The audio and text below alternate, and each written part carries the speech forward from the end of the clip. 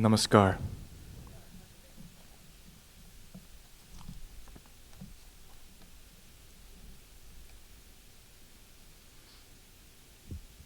Thank you. Thank you, Paul. Thank you, everyone. Thank you, Gray, Lopa.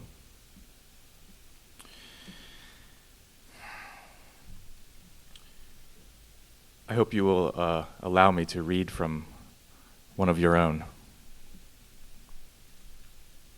Below.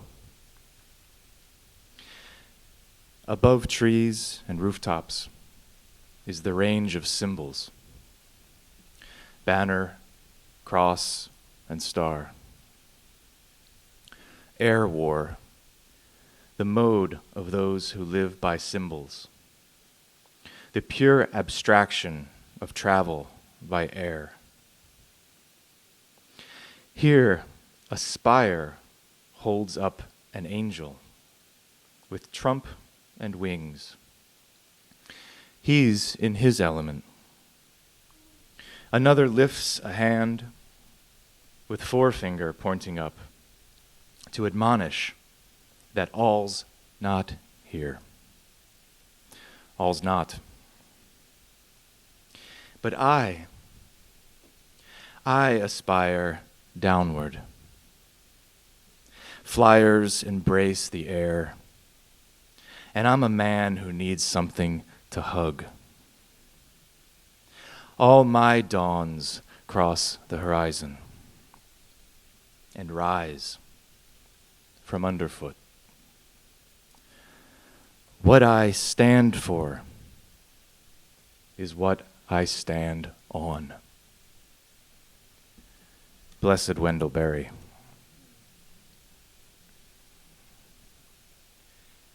I'd like to open with two quotes. The first is from Thomas Merton. How the valley awakes. At 2:15 in the morning, there are no sounds except in the monastery. The bells ring. The office begins. Outside, nothing except perhaps a bullfrog saying Om in the creek or in the guest house pond. Some nights he is in samadhi. There is not even Om. Second, Jonathan Montaldo. As a mere boy, I took up reading Thomas Merton, and I still have breath to name the good his text has worked in me. Merton's writing remains perennially medicinal for my soul's pathologies. It opens my heart's inner ear. It unlocks my mind. It underscores my unfinishedness. He discomforts and goads me onward.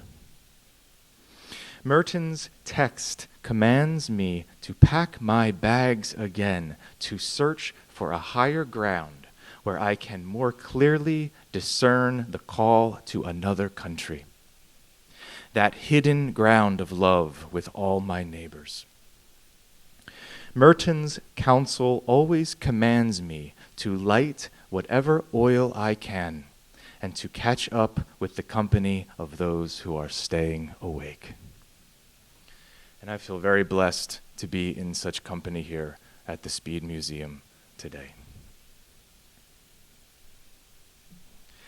Well, I might have been a mere boy.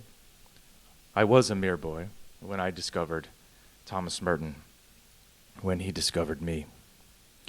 I was 18, a freshman in Dr. Bill Grosnick's Introduction to Buddhism class. One of the required course readings was a slim, glossy text with uniquely rounded edges along the spine. The cover pages never seemed to lie just flat, but always hovered over the surface of the opening pages, as if beckoning me to enter more deeply into the text. It was Merton's way of Zhuangzi. On the back cover, a Catholic priest with a black and white clerical mugshot. I will never forget that image. It was so familiar, and yet my initial question so alien. Why is a Catholic priest writing on a Chinese Taoist philosopher? I had no idea who Thomas Merton was, but my introduction to him through a 4th century BCE author from an extraordinarily distant culture from my Philadelphia Italian Catholicism was serendipitous. No, to quote Gray Henry, it was providential. To encounter the living spirit of Thomas Merton in a religious and philosophical culture so distinct from my own would be the first of countless providential gifts to come. As Merton's words would continue to discomfort me, remaining perennially medicinal for my soul's pathologies. Yet, I am grateful to still have breath to name the good his text has worked in me, even, or especially, when that text is in a language foreign to my often parochial ears. Especially in this sense, Merton's voice opens my heart's inner ear, unlocks my mind, and goads me onward. I was 18 and extraordinarily blessed. It is an earth-shattering reality to be kissed by God in the voice of another. That was over 20 years ago.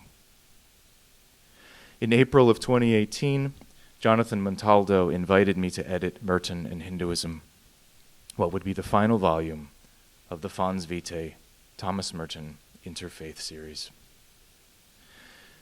The invitation came on the heels of what was then the largest recorded wildfire in California history that devastated parts of Santa Barbara and most of Ventura counties, followed by severe rains and a 100-year flood that claimed the lives of 23 people. All of this occurred approximately 3 miles from where I was living, at that time in the foothills of Santa Barbara's Los Padres National Forest. It was a period of extraordinary dryness, depression, and doubt. To be kissed again by that invitation in the midst of so much suffering and trauma. Merton and Hinduism isn't just a book. It's a witness to human resilience and a testament to the providential nature of the Holy Spirit. It's a lineage from the rishis of the Vedas, the yogis of the Upanishads, the poet of the Bhagavad Gita, the sage of the Yoga Sutra, to the present-day gurus, swamis, independence fighters, and seekers for love and truth that constitute and represent the spirit of that continually giving great mother that India has represented to the West and to the world. And yet, more locally, immediately, Merton and Hinduism inhabits and embodies very real human people, which come to life upon only the most cursory glance through the dense thicket of its table of contents. Father Jules Monchenin, the French priest, who along with the Benedictine Henri Lisieux, also known as Swami Abhishektananda, founded Shantivanam Ashram on the shores of the Kaveri River in Tamil Nadu. The rich connections between the Eastern Christian prayer practice of hesychasm and Patanjali's Yoga Sutra, writings on Mahanambrata Brahmachari and his early influence on Thomas Merton, the first to introduce Merton to the Christian mystical tradition, and Aldous Huxley, the British psychonaut and California transplant, who would be the first to introduce Merton to Indian mystical and yogic texts. Essays weaving the vital connections between Merton and the Bhagavad Gita. An essay highlighting the lasting influence of Mohandas K. Gandhi, the Great One, on Merton. Frank Clooney's contemplative model and approach to deep Christian learning across religious borders. Ruminations on Merton and interreligious pioneer Raimundo Panikkar. The friendship between Merton and Amiya Chakravarti. Merton and Ananda K. and Doña Luisa Kumaraswamy. Merton and Paramahansa Yogananda. Not to mention the entire section compiling Merton's own writings and deep thinking across religious borders on yoga and Hindu traditions. Where to begin? How to end? How about here? Recently, on a trip to Northern California, a pilgrimage really to Redwoods Monastery, I had the privilege to walk the cliffs overlooking this part of California's Lost Coast. Needle Rock, Bear Harbor, places where Merton penned some of his final journey entries on the North American continent before his long journey home to Asia. Merton writes, "The country which is nowhere is the real home. Only it seems that the Pacific shore at Needle Rock is more nowhere than this, and Bear Harbor is more nowhere still." Merton's favored geography mirrored the gradations of his own spiritual landscape. Rugged, wild, untamed. Like the western edges of the continent he haunted in October of 1968, he preferred these boundless vistas where the horizon vanishes towards distant shores. These same horizons where west meets east. Over there, Asia, Merton would write, referring to the Pacific as that Asian Ocean. Merton and Hinduism is a tangible portal that connects these dimensions. Between the covers of this book, an oceanic tidal wave of wisdom culled from generations of spiritual masters, east and west. In his essay, The Significance of the Bhagavad Gita, Merton reminds us, "Once we live in awareness of the cosmic dance and move in time with the dancer, our life attains its true dimension. It is at once more serious and less serious than the life of one who does not sense this inner cosmic dynamism. To live without this illuminated consciousness is to live as a beast of burden, carrying one's life with tragic seriousness as a huge, incomprehensible weight. The weight of burden is the seriousness with which one takes one's own individual and separate self. To live with the true consciousness of life centered in another is to lose one's self-important seriousness and thus to live life as play in union with a cosmic player."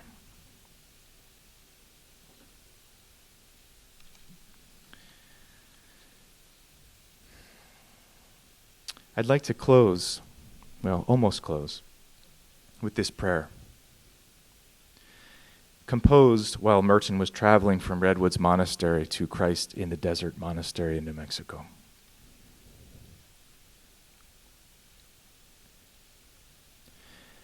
I am the utter poverty of God. I am God's emptiness, littleness, nothingness, lostness. When this is understood, my life in God's freedom, the self-emptying of God in me is the fullness of grace. A love of God that knows no reason, because God is the fullness of grace. A love for God that knows no reason, because God is God. A love without measure. A love for God as personal. The Ishvar, the Lord, appears as personal in order to inspire this love. Love for all, hatred of none, is the fruit and manifestation of love for God. Peace and satisfaction. Forgetfulness of selfishness in the love for God. Channeling all passion and emotion into the love for God. General editors Gray Henry, Jonathan Montaldo, and Fons Vitae have carried the message of Thomas Merton forward and have encapsulated such expansive spiritual horizons into their multi-volume and now complete Interfaith series. In doing so, they have done a great service to preserving the religious and spiritual heritage of the world and offered a potent salve to the unique and often terrifying circumstances of our times. To bring together humans of varying backgrounds, denominations, and faith commitments, including those without faith commitments, is to ignite the flame of consciousness in some of the darkest places known to humankind. Violence, persecution, nationalism, fundamentalism, and terror, all too often proclaimed and provoked in the name of religion.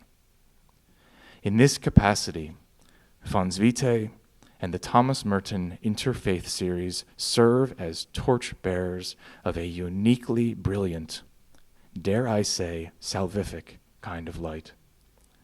A light that Merton intimately and intensely knew, tended, fiercely guarded, and shared, kept sacred, and most importantly, shared with the world. Due to the existential violence Merton knew only too well, coupled with his intense love and desire for God, he could write these lines in an early poem, and I leave for you to consider today as a light cast upon these dark times. Geography comes to an end.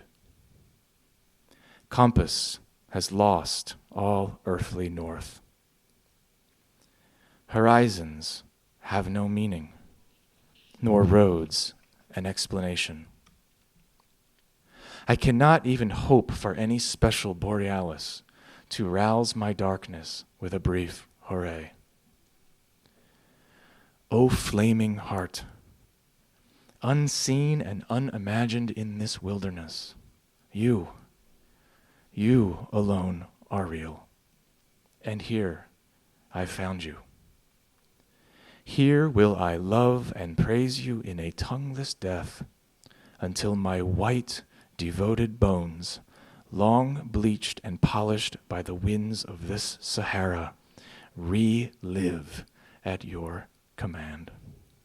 Rise and unfold the flowers of their everlasting spring. May you know peace. May those you love know peace. May our friends and enemies alike know peace. Jai Ma, Shri Ma, Jai Ma. Om Shanti, peace. Thank you.